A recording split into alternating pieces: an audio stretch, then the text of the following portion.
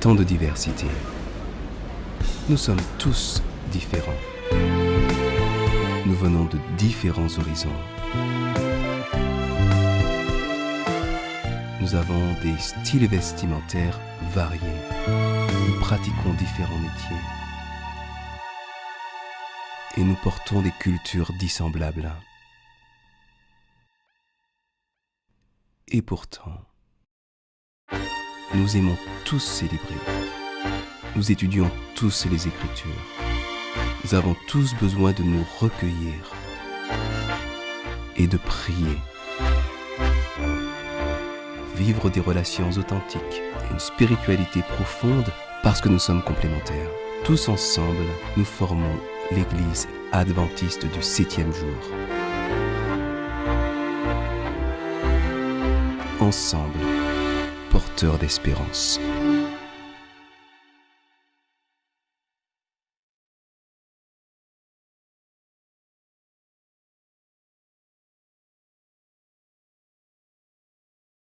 Avant de me lancer dans la méditation de ce soir, j'aimerais vous dire combien il est agréable pour moi de commencer ce sabbat avec mes frères et sœurs de France, Belgique et du Luxembourg.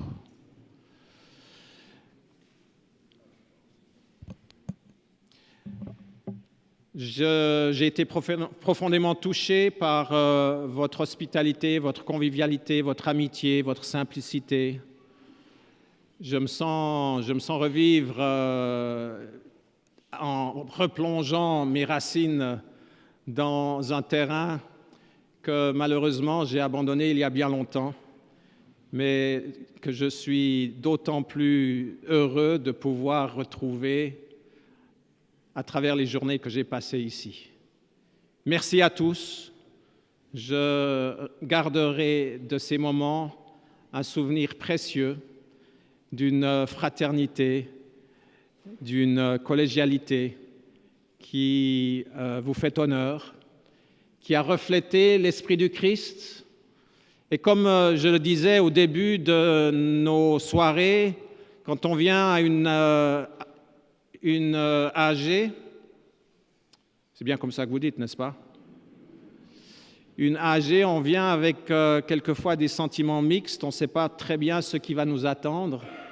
La fin vaut mieux que le commencement. Et certainement, au commencement de ce sabbat, nous avons tous de quoi mettre un sourire sur nos visages. Nous l'avons vu hier soir, Jésus avait prié son Père de garder ses disciples par son nom, de les préserver du malin, et enfin de les sanctifier par la vérité, afin qu'ils soient unis comme Jésus et le Père sont unis. On nous dit que depuis 2004, nous sommes entrés dans l'ère post-vérité ou encore l'ère post-factuelle. En fait, c'est seulement probablement en 2016 que c'est entré sur votre radar, parce qu'en l'an 2016, le dictionnaire d'Oxford a déclaré que l'expression ère post-factuelle ou post-truth en anglais est devenue le mot le plus usité de l'année. En fait, il paraît que c'est même entré dans le Petit Larousse et le Robert Illustré. Allez vérifier. Mais toujours est-il que ces néologismes désignent une culture politique dans laquelle les leaders d'aujourd'hui aiment orienter la pensée des concitoyens d'une façon très subjective, très basée sur les émotions plutôt que sur les faits. En fait, les faits, on s'en balance. Peu importe ce que les faits disent, pour autant que ça ne cadre pas dans la façon de voir et de penser des politiques et d'autres, ça ne compte pas. En fait, cela va même au-delà de cela. Les gens aujourd'hui, ils préfèrent croire n'importe quoi. Je ne sais pas si vous avez entendu parler des théoriciens de la Terre plate. Il y a des gens qui prétendent qu'en dépit de tout ce que la science nous a enseigné depuis 500 ans, en dépit de ce que la NASA nous a amené comme photo de la Terre est plate. Ça risque peut-être de vous surprendre que d'apprendre que selon un sondage de l'IFOP, tenez-vous bien, 9% des Français croient possible que la Terre soit plate et non pas ronde comme on nous le dit depuis l'école. C'est aberrant, non? Je veux dire, où est-ce qu'on est? On préfère littéralement croire en du pipeau quand ce que la science nous a appris et les observations qui ont été faites depuis 500 ans. Vraiment, la réalisation du texte de Romains 1, versets 21 et 22 est plutôt flagrante, puisque tout en connaissant Dieu, écrivait l'apôtre Paul, ils ne lui ont pas donné la gloire qu'il méritait en tant que Dieu et ne lui ont pas montré de reconnaissance. Au contraire, ils se sont égarés dans leur raisonnement et leur cœur sans intelligence, et là il est très diplomatique, en disant sans intelligence, il aurait aussi pu dire rempli de bêtises, a été plongé dans les ténèbres. Ils se vantent d'être sages, mais ils sont devenus. Et donc, c'est dans cet environnement qui, pratiquement d'année en année, et même de mois en mois, est en train de devenir de plus en plus toxique, où les gens préfèrent croire n'importe quoi, que le peuple de Dieu doit s'accrocher à la vérité et à la parole de Dieu, car c'est celle-ci, selon les paroles de Jésus, qui nous sanctifie. 30 ans après que Jésus ait prié cette prière, ait fait cette prière sacerdotale, l'apôtre Paul écrivait alors qu'il croupissait dans une geôle de Rome. Il écrivait au chapitre 4 aux Éphésiens, un chapitre extraordinaire sur l'unité de l'Église. Versets 4 à 6, il écrivait « Il y a un seul corps et un seul esprit. De même que vous avez été appelés à une seule espérance par votre vocation. Il y a un seul Seigneur, une seule foi, un seul baptême, un seul Dieu et Père de tous. Il est au-dessus de tous, il agit à travers tous et habite en nous tous. Waouh! Quelle puissante parole! Lesquelles ponctuent en fait l'épître aux Éphésiens comme des rafales de vérité. Il n'y a pas de doute là qui sont exprimés. Il n'y a pas de vérité post-factuelle. Il n'y a pas de spéculation philosophique. Ce sont des paroles que nous pourrons accepter comme la garantie de ce que Dieu peut rendre l'unité du corps de l'Église possible, car en lui, tout est en tout. C'est aussi, frères et sœurs, le plus grand enjeu que Dieu a de faire en sorte que l'Église soit finalement unie. Laissez-moi vous expliquer. Quand on pense au cours de l'histoire, le diable semble s'être drôlement bien moqué de la prière sacerdotale de Jésus. Car à peine la période apostolique passée, que toutes sortes de schismes se sont produits dans l'Église.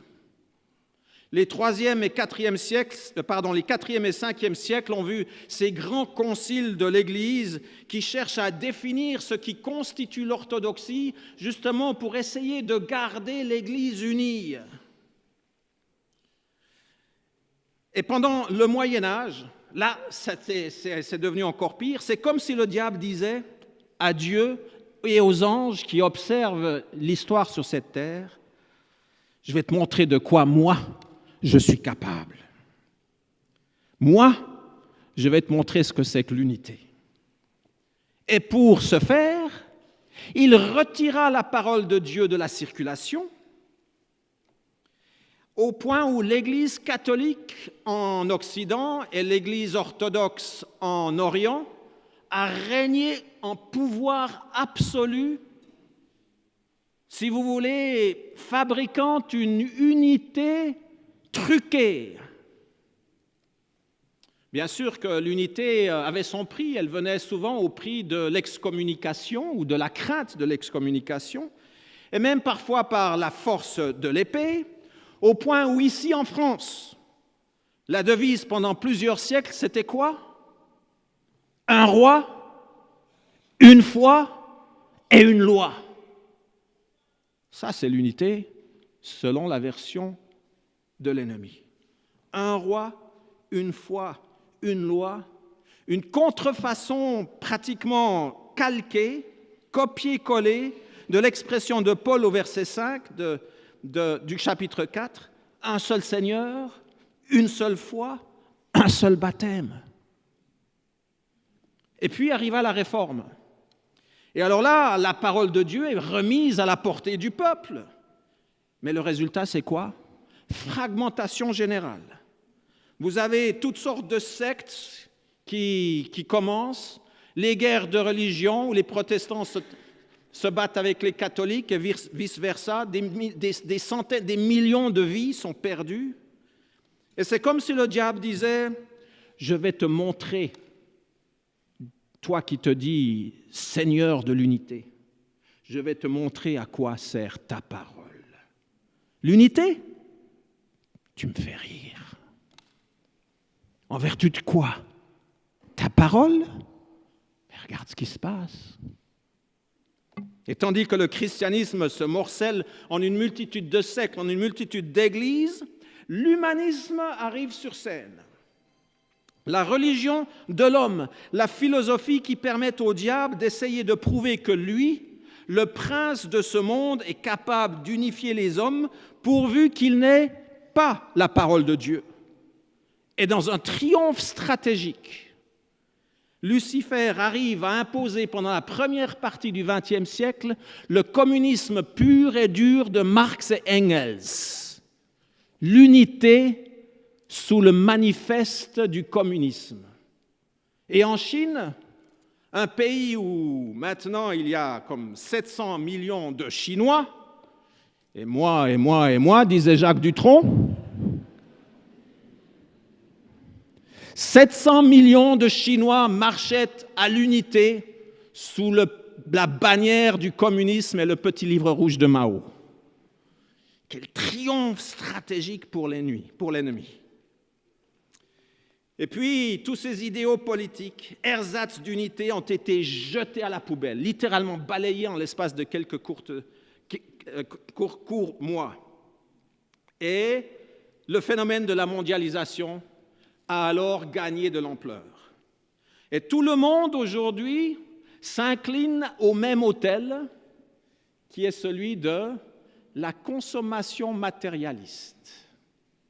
Là, on est vraiment bien unis par les grosses boîtes, les grandes entreprises avec des logos et des budgets puissants pour nous vendre des habits que nous portons, peu importe que nous vivions en Chine, aux États-Unis ou en Europe, c'est à peu près tous les mêmes. Et tout ça lubrifié par la révolution numérique, Internet et tout le reste. Et l'Église alors, dans tout cela, où en est-elle? Eh bien, on peut dire qu'une fois de plus, elle est bien ébranlée et mise à l'épreuve dans son unité. Car alors que nous jouissions des moyens d'être connectés à travers le monde comme jamais auparavant, grâce aux merveilles de la technologie, l'unité reste difficile à faire. Et en fait, malheureusement, nous avons découvert que ces merveilles de la technologie peuvent aussi nous servir à nous attaquer les uns les autres. Alors, vous avez les conservateurs contre les libéraux, Et chacun y va de son blog, de son opinion, de ses attaques quelquefois sous la ceinture, critiquant les administrateurs, mettant tout en question. Par exemple, sommes-nous encore le peuple du reste? Pouvons-nous encore croire en l'esprit de prophétie? Faut-il donner encore nos dîmes à l'organisation? Et alors nos interprétations bibliques, prophétiques, il ne faut même pas en parler. Chacun y va de son cru. Et alors en plus, il y a la question de la musique par-dessus, il y a la façon de faire le culte, la façon de s'habiller, la question de l'ordination, parlons-en.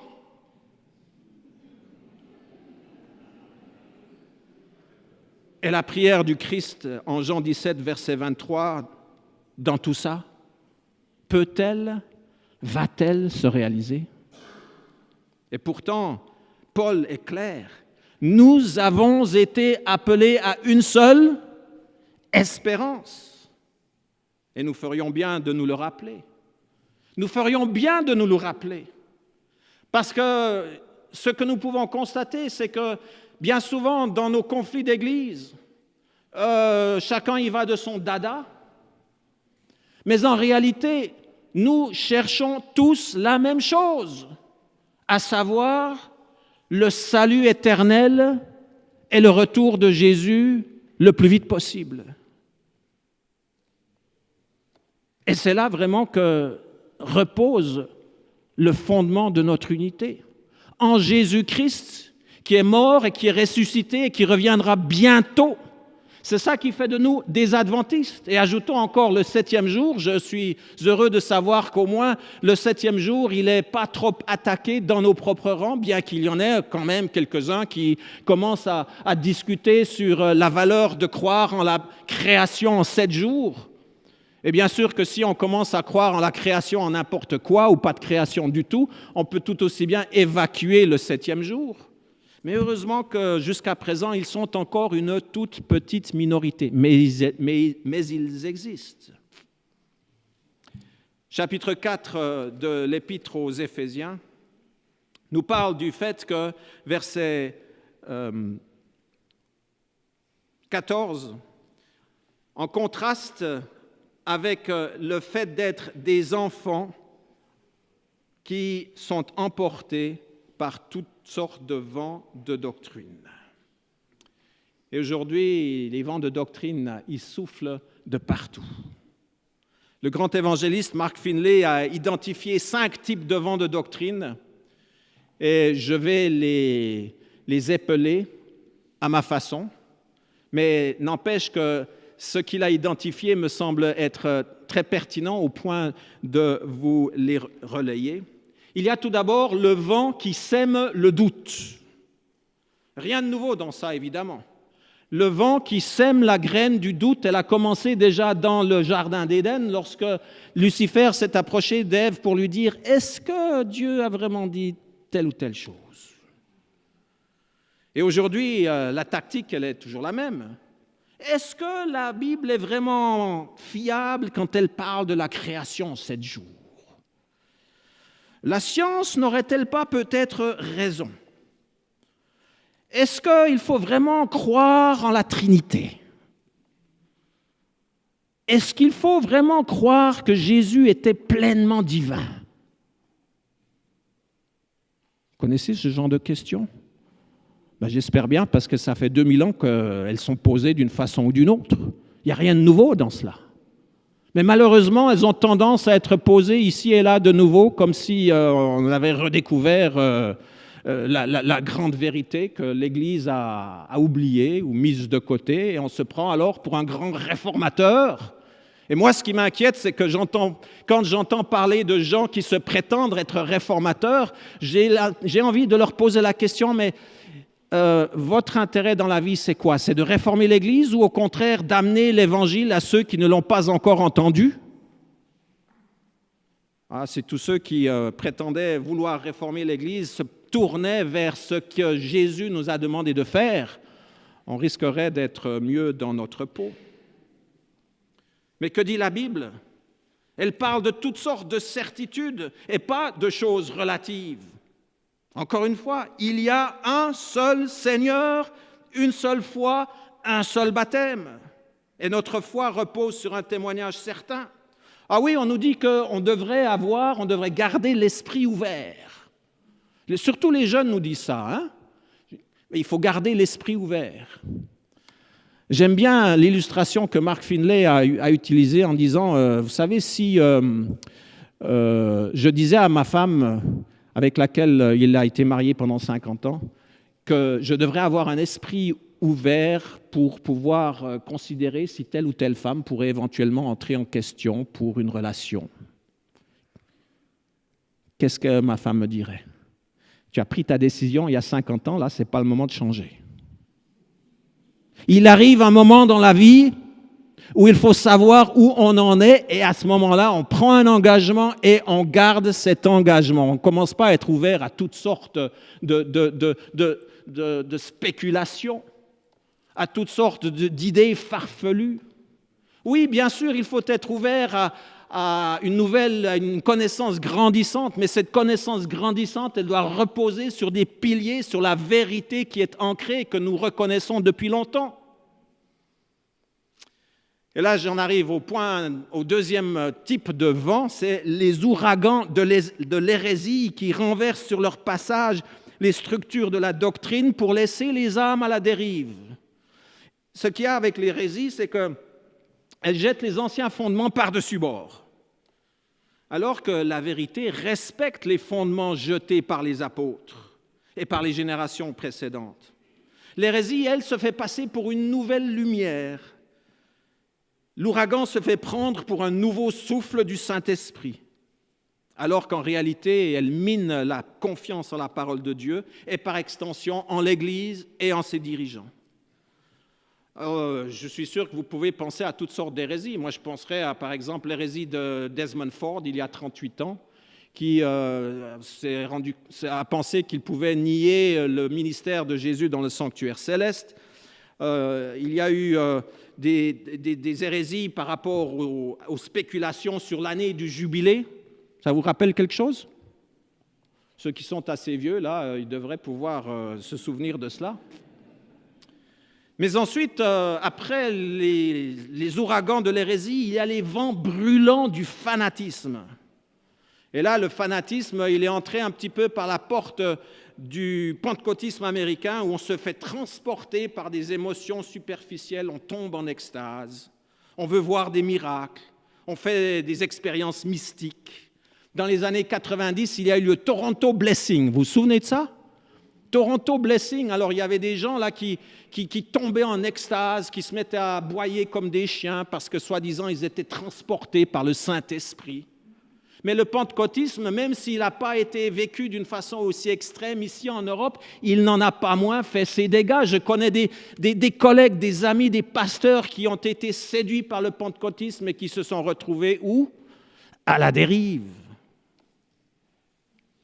Et puis, il y a tout le phénomène de la musique contemporaine, avec ses débordements, cette musique qui privilégie les sentiments plutôt que la vérité de la parole. Et à l'autre extrême, il semble qu'il y ait plus de gens qui semblent vouloir justement réformer l'Église que d'atteindre un monde en perdition.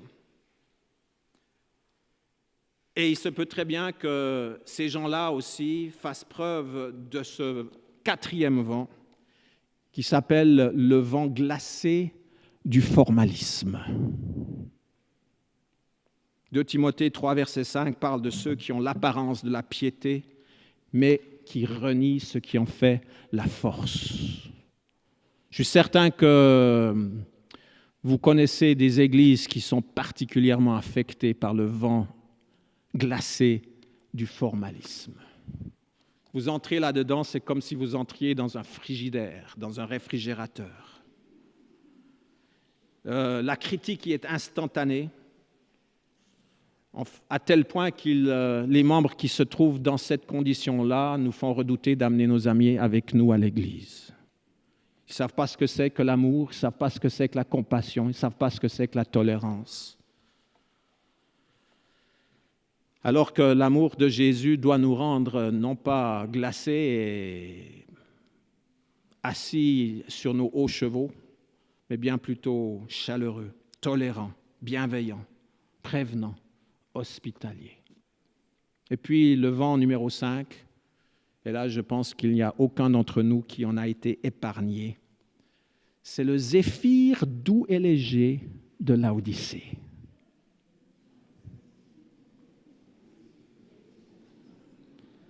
Le zéphyr doux et léger de Laodicée.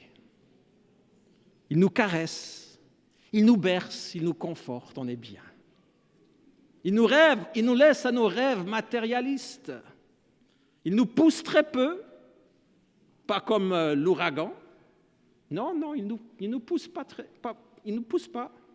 Il nous laisse par contre gentiment partir à la dérive. Et petit à petit, on se retrouve en train de vivre de plus en plus comme le monde. Sans conviction profonde, sans faire de sacrifice, sans prière et sans témoignage. On finit par arrêter de fréquenter les assemblées. On oublie d'intercéder pour nos voisins, de parler avec nos voisins de l'espoir qui nous anime encore bien moins. On oublie même peut-être de prier pour nos propres enfants. On est chrétien, on est adventiste, mais très peu de noms seulement. Frères et sœurs, nous sommes les citoyens de Laodicée, car nous vivons tous à l'époque de la dernière Église, à la fin du parcours prophétique. À travers toute l'histoire, Lucifer a tenté de toutes ses forces de prouver à Dieu et aux anges que l'unité pour laquelle Jésus avait prié pour ses disciples est utopique et que la parole de Dieu est une source de division plutôt qu'une source d'unité. Frères et sœurs, si nous voulons entrer ensemble dans la patrie céleste, il faut que nous puissions prouver que l'ennemi a tort. J'ai parlé d'apprentissage de la civilité, l'apprentissage de l'unité avant-hier. Faisons cet apprentissage ensemble, l'apprentissage de l'unité, en dépit des conflits qui peuvent quelquefois nous animer, car nous sommes humains, nous sommes sur cette terre, nous avons des cultures différentes, nous avons des prérogatives peut-être qui paraissent agacées, mais nous devons pouvoir rester unis sur la question de ce qui est fondamental pour nous, la foi en un Jésus crucifié, ressuscité, qui va revenir bientôt, pas dans une éternité nébuleuse, pour venir chercher ses enfants, afin d'en faire les héritiers et les régents d'un royaume qui durera pour toute l'éternité.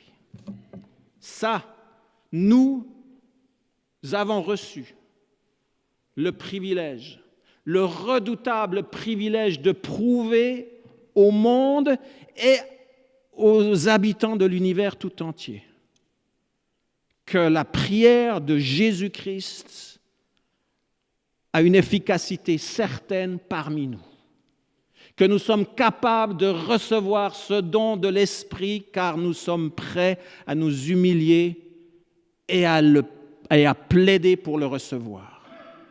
C'est un don que Dieu doit nous faire. Nous devons en être conscients, nous devons le rechercher, nous devons l'apprendre. Et c'est là, mes frères et sœurs,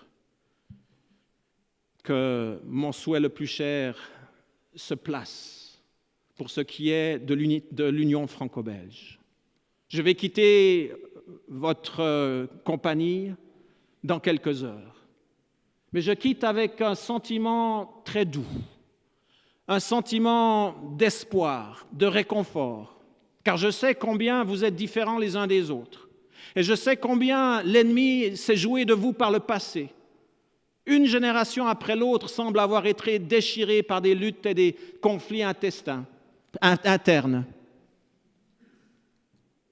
Mais ici, je vois que l'unité a pris racine.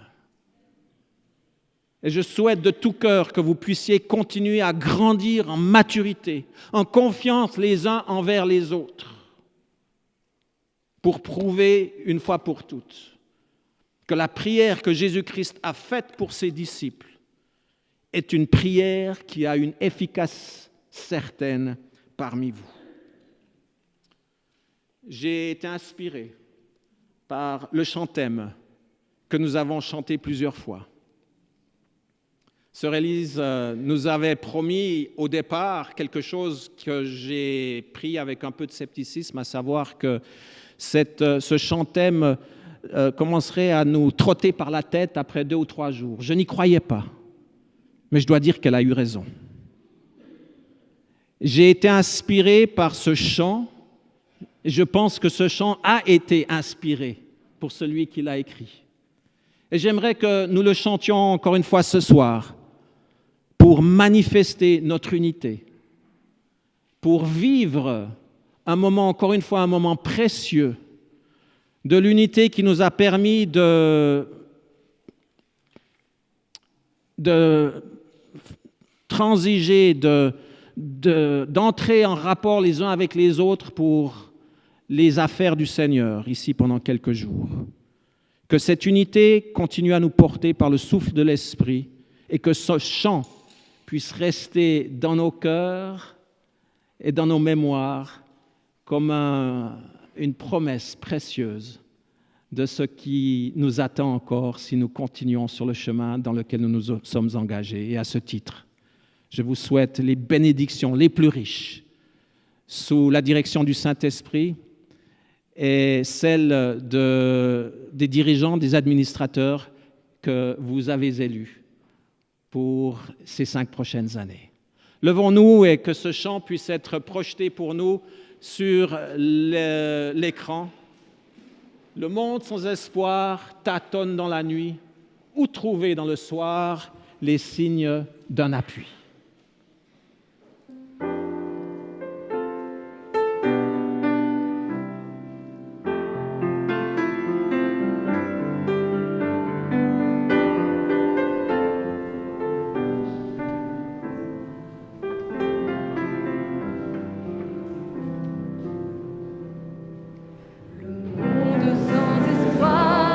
Tâtonne dans la nuit, où trouver dans le sort les signes d'un appui. Quand souvent les promesses des hommes sont trahies, heureux ceux qui confessent le nom de Jésus-Christ. Son amour est sans fin, sa bonté infinie, à l'ombre de sa main. Trouvons un abri quand tout peut s'écrouler, quand tout peut défaillir. Un seul mot nous suffit, le nom de Jésus-Christ. Ensemble, ensemble, alors que l'heure avance. Ensemble,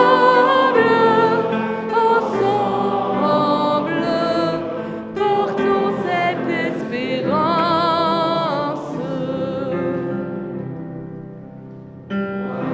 C'est le ciel, pourquoi douter de lui? Le Seigneur est fidèle, a-t-il jamais failli? Certain comme l'aurore, son retour est promis. C'est notre réconfort, le nom de Jésus-Christ. Il nous donne sa joie, sa force, son amour, ainsi rempli de joie. Nous aimons en retour, pour unique message, nous prions que nos vies portent au monde le visage du Seigneur Jésus-Christ. Ensemble, ensemble.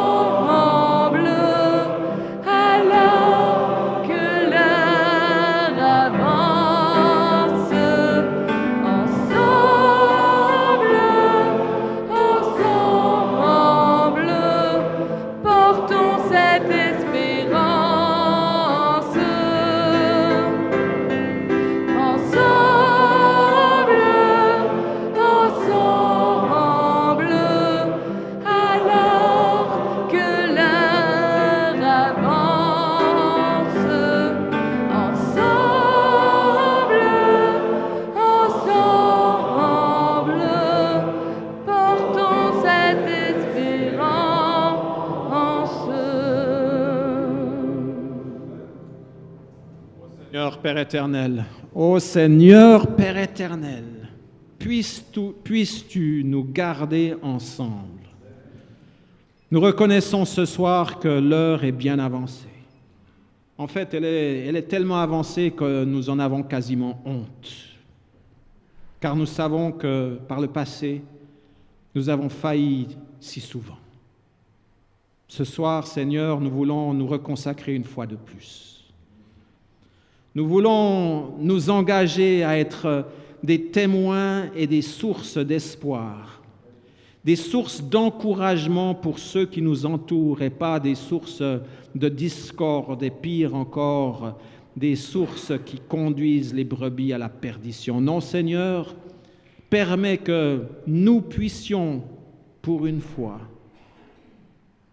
être de ceux qui témoignent de la validité et de la puissance de cette prière que tu as fait monter au Père, que nous puissions être unis, comme toi tu es uni avec le Père.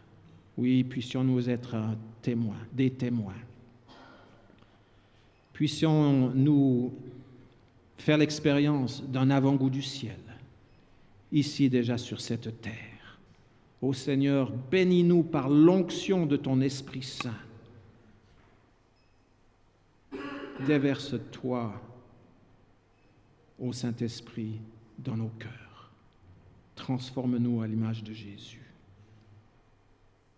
Rends-nous fidèles. Rends-nous humbles, compatissants, prêts à étendre la main de la fraternité à ceux qui sont voisins dans les rangs de l'Église et encore davantage ceux qui sont voisins sur les paliers de l'étage. Et que ta volonté soit faite dans nos vies, comme tu le désires. Nous te le demandons ce soir, au nom et par les mérites de Jésus-Christ, notre Seigneur, avec le pardon de nos fautes.